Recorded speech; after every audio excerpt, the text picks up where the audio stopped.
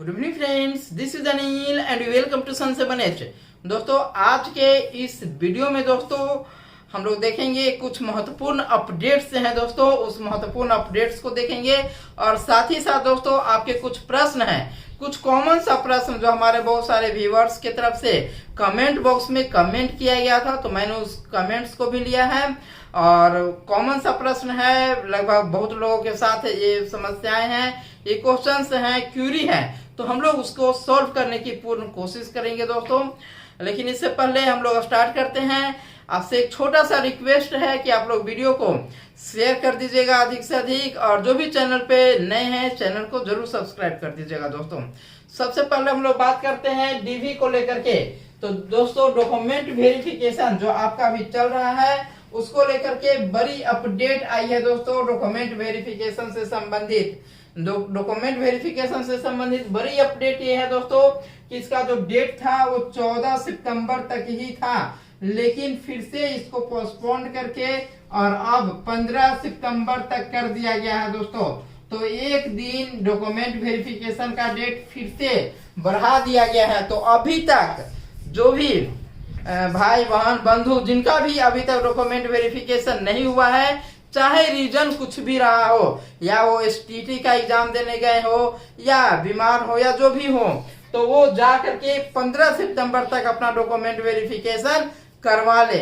इस बीच बहुत से हमारे ऐसे व्यूअर्स भी हैं दोस्तों जिन लोगों का डॉक्यूमेंट्स तो सब कुछ सही था, लेकिन वहां पे कहीं पे कुछ मिस्टेक्स हुई थी, जिस वजह से उनका रिमार्क लिखा गया है। लेकिन जो डॉक्यूमेंट्स अपलोडेड हुआ है तो वहां पे भी देखें तो उनका सारा कुछ सही है, तो भी एक बार फिर से जाकर के अपना डॉक्यूमेंट्स को वहां पे सही करवा सकते हैं।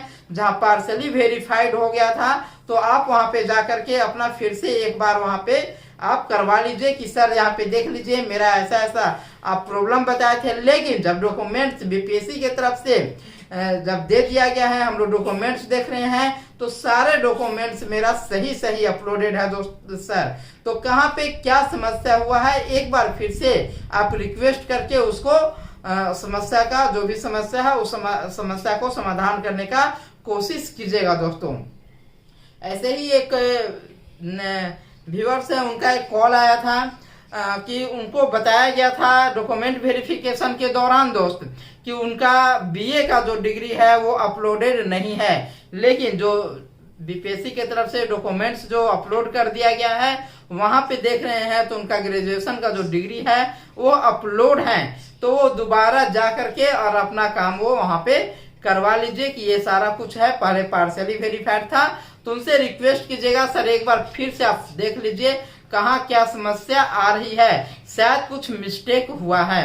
ठीक है, तो ये काम आप करवा सकते हैं और इसके लिए 15 सितंबर तक आपको समय दे दिया गया है। ठीक है ना। दूसरा जो प्रश्न है दोस्तों, यहाँ पे डिजिटल सिग्नेचर शो नहीं हो रहा है, ये बहुत लोगों का समस्या आ रही है। बार बार कमेंट्स करके, कॉल करके, मैसेजेस करके ये चीज पूछा जा रहा है दोस्तों। मैंने पिछले वीडियो में भी इसको लेकर के आप लोगों को बताया था कि यदि डिजिटल सिग्नेचर शो नहीं हो रहा है, और ये मुख्य रूप से जो दोस्तों ये जो डिजिटल सिग्नेचर है, ये चीजें जो हो रही है वो आपके यहाँ पे हो रहा है, या तो आपका रेसिडेंशियल सर्टिफिकेट जो है, रेसिडेंशियल सर्टिफिकेट पे ये चीज शो नहीं हो रहा है, रेसिडेंशियल सर्टिफिकेट पे, फिर आपका एनसीएल सर्टिफिकेट पे और ईडब्ल्यूएस सर्टिफिकेट पे दोस्तों। जो सीओ होते हैं, सीओ जो होते हैं दोस्तों सर्किल ऑफिसर्स, इनका साइन होता है यहाँ पे, और वही डिजिटली शो नहीं हो पा रहा है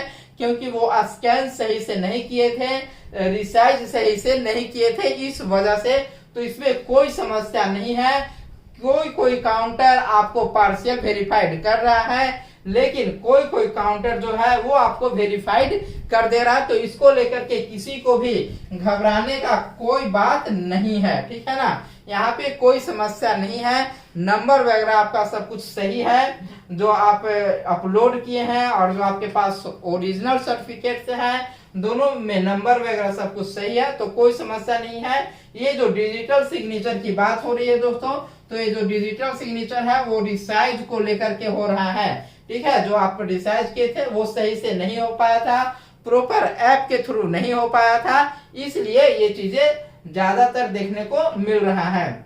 नेक्स्ट यहाँ पे देख लीजिए, तो इसको लेकर के किसी को भी कोई टेंशन नहीं लेना है कि इसकी वजह से आपका रिजल्ट रोक दिया जाएगा, तो ऐसा बिल्कुल नहीं है। आप पार्शियली वेरीफाइड में जाइएगा, तो पार्शियल वेरीफाइड में जब होगा तो आपका डॉक्यूमेंट्स एक बार फिर से मैन्युअली रीचेक किया जाएगा। जो आप जमा किए हैं, 2 फोल्डर आपने जमा करा है, तो उसको एक बार फिर से रीचेक कर लिया जाएगा और कहीं कोई समस्या नहीं होगा, ठीक है ना।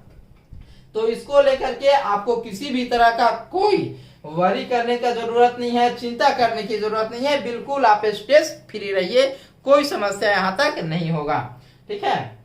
नेक्स्ट यहाँ पे देख लीजिए OMR में खरोच कर दिया गया है, तो क्या करें।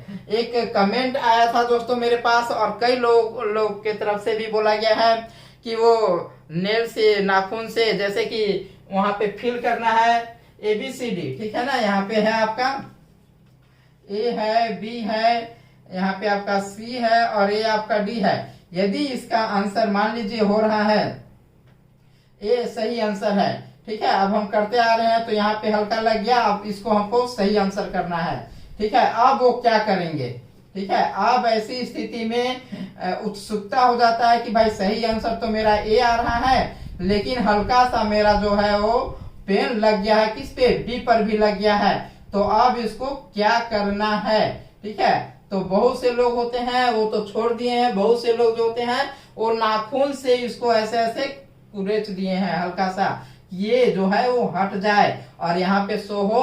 तो क्या उनके साथ कोई समस्या होगा, उनके साथ कोई समस्या होगा, या कोई ब्लेड इरेजर का यूज कर देते हैं यहाँ पे, या तो फिर कोई फ्लूट लगा देते हैं, तो ये सारा चीज आपको OMR शीट में कभी नहीं करना है, ठीक है। ये OMR शीट में ये सारा चीज की आपको कभी नहीं करना है। नाखून लगाना है या ब्लेड लगाना है या फ्लूट लगाना है, ठीक है, ये सब चीज बिल्कुल नहीं करना है, ठीक है ना। इससे समस्या हो सकता है, इससे समस्या हो सकता है कि वो रीड ना हो, ठीक है, आपका रीड ना हो, ये चीजें हो सकती है। एक एग्जाम्पल था आपका बीटेट का जो एग्जाम हुआ था, बीटेट का जो एग्जाम हुआ था दोस्तों 2017-18 में शायद हुआ था बीटेट का एग्जाम। तो उस समय जो लोग भी इस तरह का कार्य किए थे उन लोगों का रिजल्ट रोक दिया गया था। लेकिन जब आपका जो UR कोड है वो UR कोड आपका रीड होगा तो यहाँ पे आपको कोई समस्या नहीं होगा। लेकिन आगे से बिल्कुल ध्यान रखना है कि इस तरह का कुछ भी आपको अपने OMR में नहीं करना है, ठीक है ना। कोई समस्या विशेष इस बार नहीं होने जा रहा है इसको लेकर के। नेक्स्ट यहाँ पे है एक क्वेश्चन और कई लोगों की तरफ से पूछा जा रहा है कि आखिर कैसे पता चलेगा कि ये जो वेरीफाइड हुआ है, कैसे पता चलेगा कि मेरा वेरीफाइड है या पार्शियली वेरीफाइड है या अनवेरीफाइड है दोस्तों, ठीक है। डैशबोर्ड पे या लॉगिन करके हम लोग जाते हैं साइट पे, तो ऐसा बिल्कुल कहीं पे नहीं दिखा रहा है कि आप वेरीफाइड है, पार्शियली वेरीफाइड है या अनवेरीफाइड है। तो कैसे पता चलेगा, ये भी कई प्रश्न आ रहे। ये सारे जो प्रश्न हैं दोस्तों आपके तरफ से हमारे कमेंट बॉक्स में आया था, वही सारे क्वेश्चंस को मैं यहाँ पे लिया हूँ, ठीक है ना। और कई लोगों का कॉमन प्रश्न है, तो देख लीजिए ये जो वेरीफाइड है, पार्शियली वेरीफाइड है या अनवेरीफाइड है, ये आपको पता नहीं चलेगा। जब आप डॉक्यूमेंट वेरिफिकेशन के लिए जाइएगा तो वहीं पे आपको ये चीजें पता चल जाएगा, ठीक है। जो डॉक्यूमेंट वेरिफिकेशन वहां पे लोग कर रहे हैं तो वहीं से पता चल जाएगा। यदि आपका सब कुछ ओके है तो वे वेरीफाइड कर लेंगे, वेरीफाइड कर देंगे, वहां पे वो टिक लगाएंगे तो आप वहीं पे देख सकते हैं, ठीक है। कहीं समस्या आ रहा है तो पार्शियली वेरीफाइड कर रहे हैं तो वहीं पे आपको पता चल जाएगा, ठीक है। आपके डॉक्यूमेंट्स अगर सही नहीं है तो फिर वहां पे अनवेरीफाइड हो जा रहा है। तो देखिए दोस्त, जो जिनका भी वेरीफाइड हो रहा है वो तो बिल्कुल कोई टेंशन ही नहीं है। पार्शियली वेरीफाइड है तो इनको भी अब टेंशन लेने का कोई जरूरत नहीं है, ठीक है। वेरीफाइड और पार्शियली वेरीफाइड को टेंशन लेने का कोई जरूरत नहीं है। लेकिन जिनका अनवेरीफाइड हो रहा है तो ये समस्या हो सकता है, शायद इनका रिजल्ट रुक जा सकता है, ठीक है। लेकिन यहाँ पे कोई समस्या आपको नहीं होगा, न वेरीफाइड में कोई समस्या, ये तो कोई समस्या नहीं है वेरीफाइड में, और पार्शियली वेरीफाइड में भी कोई समस्या नहीं है। नेक्स्ट यहाँ पे देख लीजिए, राज्य कर्मी अपडेट को लेकर के जो शिक्षक हैं उन लोगों का ये प्रश्न है कि राज्य कर्मी कब तक दिया जाएगा, क्या इस पे कोई बातचीत चल रही है, या जो नियोजित शिक्षक हैं उन लोगों का रिजल्ट आएगा या नहीं आएगा। जो नियोजित शिक्षक फॉर्म फिल किए थे उन लोगों का रिजल्ट जारी किया जाएगा या नहीं किया जाएगा। दोस्तों तो एक खबरें निकल करके आ रही है, खबरें निकल करके ये आ रही है कि जो भी नियोजित शिक्षक हैं फॉर्म फिल किए थे तो सरकार उन लोगों का रिजल्ट देने जा रही है। ठीक है, सरकार उन लोगों का रिजल्ट देने जा रही है, वो पास किए हैं या फेल किए हैं ये डेटा सामने आएगा। नियोजित शिक्षक जो कि 62,000 लगभग 62,000 नियोजित शिक्षक हैं जो कि फॉर्म को फिल किए थे, तो इनका रिजल्ट देने के मूड में है। ऐसी खबरें निकल करके सामने आ रही है दोस्तों, ठीक है ना।